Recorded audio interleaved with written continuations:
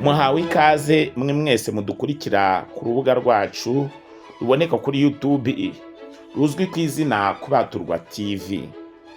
Abakomeza badukurikirana, abadukorera sabone cyangwa se subscribe cyangwa se abiyandikisha, abaturayikinga turabashimira, ndetse n'abashyiramo komanteri zabo bagamije cyangwa se bagira icyo bavuga ku bijyaniranye n'uburyo ki ibiganiro bibubaka, muri abo gushimirwa. Uyu munsi tugiye kurebera hamwe icyo Bibiliya yigisha ku birebana no guterwa amaraso. Reka turebere hamwe umuco abantu batuye isi bafite utari mwiza n'uburyo ukwiriye gukosorwa. Hirya no hino ku isi usanga abantu badaha agaciro gusoma cyangwa se kwiyumvisha ibyo basoma.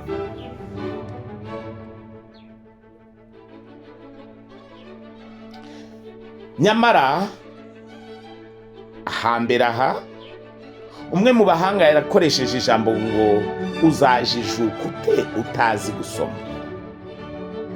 Reka turebere hamwe umumaro wo gusoma kugira ngo tuze kwikira muri cya cyigisho cyacu kigira kiti Bibiliya ivuga iki ku birebana no guterwa amaraso. Mbere yo kugira ngo turebe icyo Bibiliya yigisha, reka turebere hamwe umumaro wo gusoma ijambo ry'Imana no kuryiyumvisha. Igitabo cy'Imigani ibice ni 2, umurongo wa 1 kugera 5 dusoma ngo: mwana wanjye niwemera amagambo yanjye ugakomeza amategeko yanjye, bituma utegera ubwenge amatwi, umutima wawe ukawuhugurira kujijuka.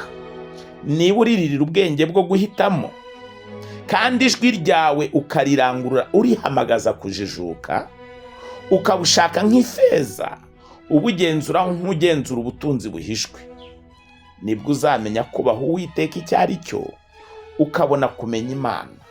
Burya ngo kugira ngo tubashe kumenya Imana mu buryo bunonosoye, nuko ducukumbura ijambo ry'Imana nk'ushakisha ibuye ry'agaciro. Niko uyu mugaragu w'Imana yakoresheje iyi nyandiko. Ikindi, turahatirwa kwemera amagambo y'Imana tukanakomeza amategeko y'Imana. Ibyo bizatuma dutegera ubwenge amatwi, umutima wacu tuhugurire kujijuka.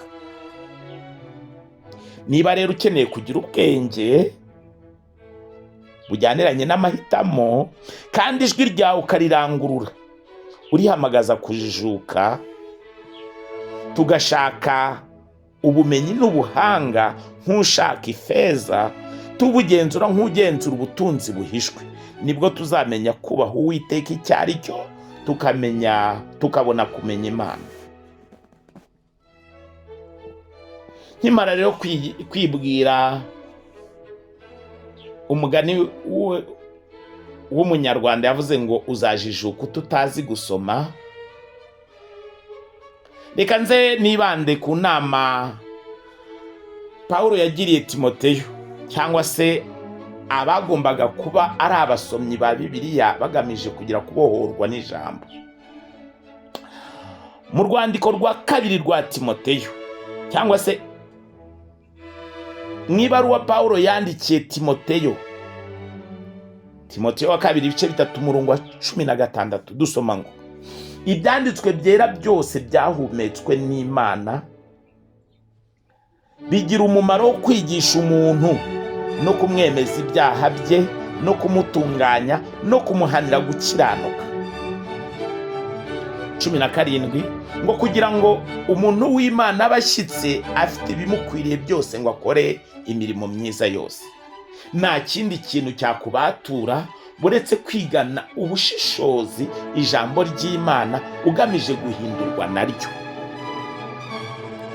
Reka rero turebere hamwe inyigisho iboneka mu byanditswe ifatwa n'abantu benshi b'iki gihe nk'aho ari ubuyobe, guterwa amaraso cyangwa se kuyarya.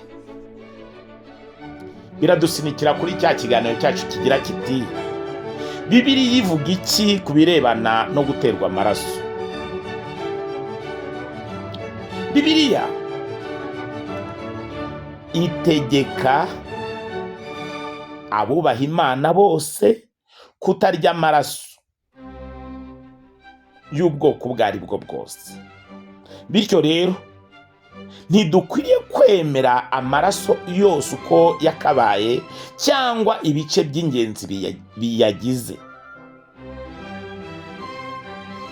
Byaba bidahuje n'ubwenge kumva ko ukwiriye gukoresha amaraso kubwo kuba ugize ute ugamije kwirengera, cyane nk'uko tugiye kureba inama Uwiteka yagiriye Abayisiraheli n'icyo yari agamije. Dore iki Ibyanditswe Byera biyavugaho kurya amaraso. Ese Bibiliya ibibona ite? Igitabo cy'Itangiriro ibice 9 umurongo wa 4 haranditswe ngo, ariko ntimukaryane inyama n'ubugingo bwayo, nibwo maraso yayo. Nurya itungo ukaryica isa nkaho urivundiyemo amaraso, ujye umenya ko urijyanye n'ubugingo bwaryo. Iryo rero ni ihame Imana yahaye Abisirayeli. Nanone yongeye kubisubiramo mu Balewi ibice 17 umurongo wa 14. Mu Balewi ibice 17 umurongo wa 14 haranditswe ngo, kuko ubugingo bw'inyamaswa zose ari ubu, amaraso yazo ari amwe n'ubugingo bwazo. Nicyo cyatumye mbwira Abayisiraheli nti ntimukarye amaraso y'inyama z'ubwoko bwose. Ngo Abayisiraheli ngo ntibakarye amaraso y'inyama z'ubwoko bwose. None byaba bihuriye hehe? Kurya no guterwa bihuriye hehe?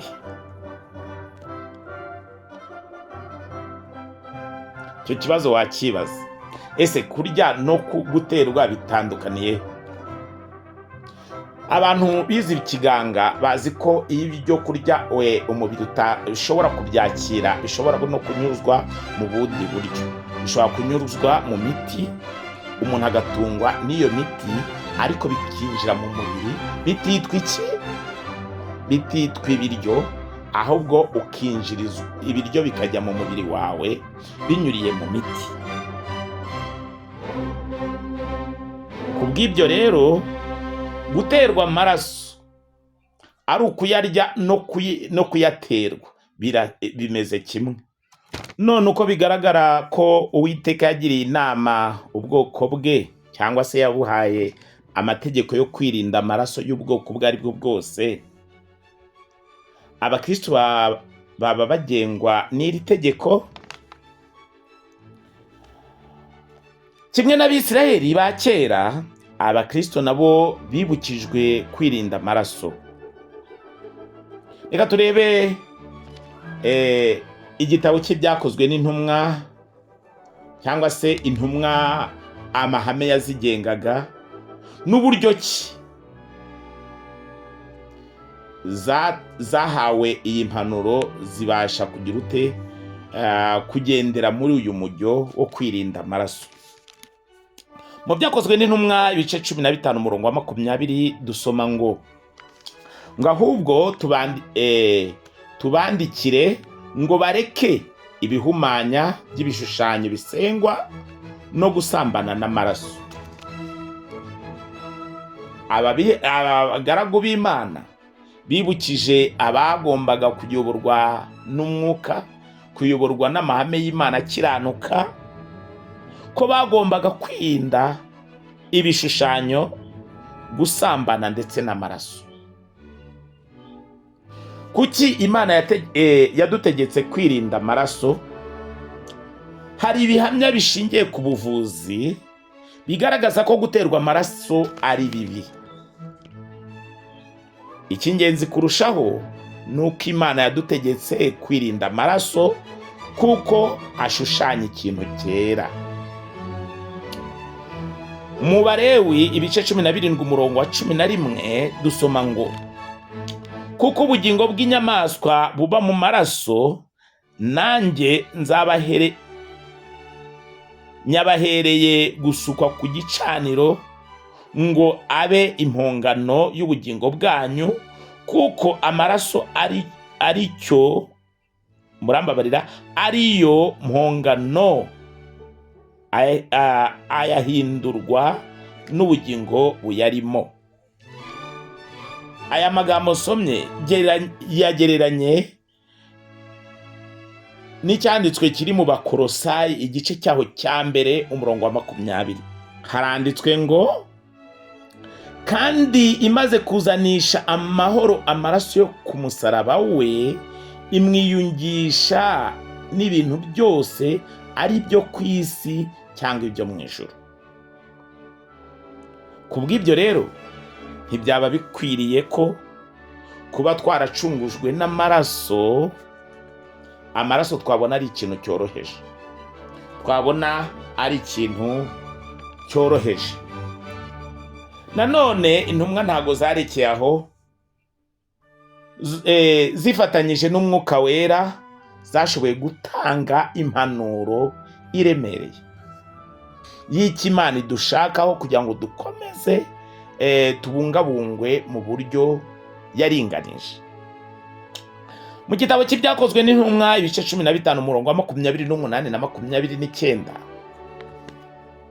dusoma ngo, umwuka wera hamwe natwe twashimye kutabikoreza undi mutwaro wose keretse ibi bikwiye: kwirinda inyama zaterekerejwe ibishushanyo bisengwa, n'amaraso, n'ibinizwe, no gusambana. Ibyo nimubyirinda muzaba mukoze neza, nuko murabeho. Mugire amahoro mu byo mwerekezaho imitekerereze yanyu, kandi kwiga ijambo ry'Imana bizakugirira umumaro none no mu gihe kizaza, ubwo Imana izagororera abayishaka n'umwete. Ese byaba bikwiriye guterwa amaraso?